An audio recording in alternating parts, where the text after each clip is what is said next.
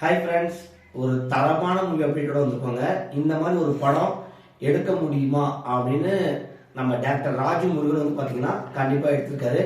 நம்ம டெய்லியும் நியூஸ் பேப்பரில் பார்க்கறது, நியூஸில் பார்க்கறத ஒரு மைய கருவாக வச்சு ஒரு படம் எடுத்திருக்காரு நம்ம டாக்டர் ராஜு முருகன்.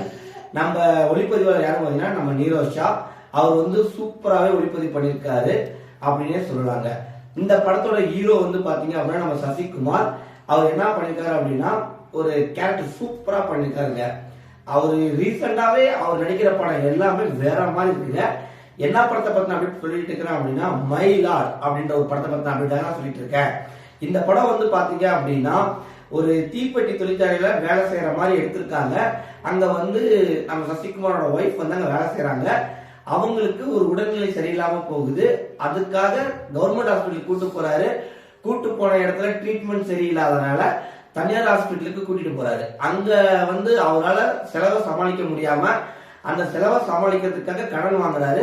கடன் வாங்கி தன்னுடைய ஒய்ஃபை வந்து ட்ரீட்மெண்ட் பாக்குறாரு.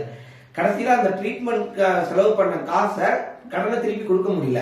வட்டிக்கு மேல வட்டி போறதுனால கடன் கொடுத்தவங்க வந்து கடனை கேட்கறாங்க. இவரால் திருப்பி கொடுக்க முடியல. அப்படின்றப்ப கடன் கொடுத்தவன் என்ன சொல்றான்னா உன்னோட கிட்னியும் ஒய்ஃபோட கிட்னியையும் வித்து எனக்கு பணத்தை கொடு அப்படின்ற மாதிரி சொல்றாங்க. இதுக்கு பயந்துகிட்டு இவர் ஊரை விட்டு போயிடுறாரு. போன டைம்ல பணம் கொடுத்தவன் என்ன சொல்றான்னா இவங்க 2 பேரும் தீப்பெட்டி தொழிற்சாலையில விபத்துல இறந்து போயிட்டாங்க அப்படின்னு ஒரு பொய்யான சான்றிதழை ரெடி பண்ணி ஒரு அமௌண்ட்டை வாங்கி அவங்க கடன் அடைக்கான ஒரு பிளான் பண்றாரு. அந்த நேரத்தில் நாங்க உயிரோட தான் இருக்கிறோம் அப்படின்னு சொல்லிட்டு அவங்க ஊருக்கே வந்து அவங்க போராட்டம் பண்றாங்க. இது கோவில்பட்டிய நம்ம நீரோஷா வந்து பாத்தீங்கன்னா அவரோட கேமராவில அழகாவே காமிச்சிருக்காருன்னு சொல்லலாங்க. இந்த படம் இங்க இருந்து ஆரம்பிக்குதுங்க. அவரு இறந்ததுல இருந்து ஆரம்பிக்குது. அப்பதான் படம் வந்து ரொம்ப சூடாவே ஆரம்பிக்குது. இதோ மையக்கருவே வந்து பாத்தீங்கன்னா கிட்னியை சேல்ஸ் பண்ணி எப்படி ஒரு ஏழ்மையான குடும்பங்கள் எப்படி இவங்களோட வலையில மாற்றாங்க, கிட்னி திருட்டு வலையில மாற்றாங்க, எதனால இந்த மாதிரி நடக்குது அப்படின்னு ஒரு அரசியல் கலந்த கண்ணோட்டத்துல நம்ம ராஜமுருகன் வந்து இந்த படத்தை எடுத்துருக்காருங்க. நம்ம சசிகுமார் வந்து பாத்தீங்க அப்படின்னா சென்னைக்கு போயிட்டு திரும்ப வந்துட்டு நான் உயிரோட தான் இருக்கேன் அப்படின்றத காமிச்சிட்டு போராட்டம்லாம் பண்றாரு.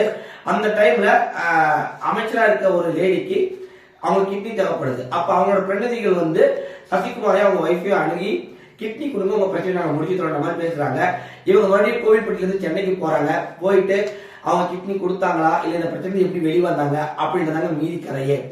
அரசியல் கண்ணோட்டத்துல நம்ம கிட்னி திருட்டு நடக்கிறத ஒரு மைய கருவா வச்சு ஒரு சூப்பரான படத்தை கொடுத்திருக்காரு. அதுல சசிகுமாரோட ஆக்டிங் வந்து பாத்தீங்கன்னா அவர் அந்த கேரக்டராவே வாழ்ந்திருக்காருன்னு சொல்லாங்க. அதே மாதிரி ஹீரோயின் வந்து பாத்தீங்க அப்படின்னா ஃபர்ஸ்ட் ஹாஃப் ஃபுல்லாவே பயங்கரமா பேசியிருப்பாங்க. செகண்ட் ஹாஃப்ல அவங்க கொஞ்சமா தான் பேசியிருப்பாங்க. அது கொஞ்சம் மைனஸா இருக்குங்க. படத்துல இவங்க 2 பேர் தான் மெயினாவே இருப்பாங்க. இது இல்லாம ஒரு தனியார் பத்திரிகையாளராக நம்ம குரு சோமச்சந்திரன் வந்து நடிச்சிருப்பாரு. அவரோட நடிப்பு ரொம்ப அருமையாவே இருக்குங்க.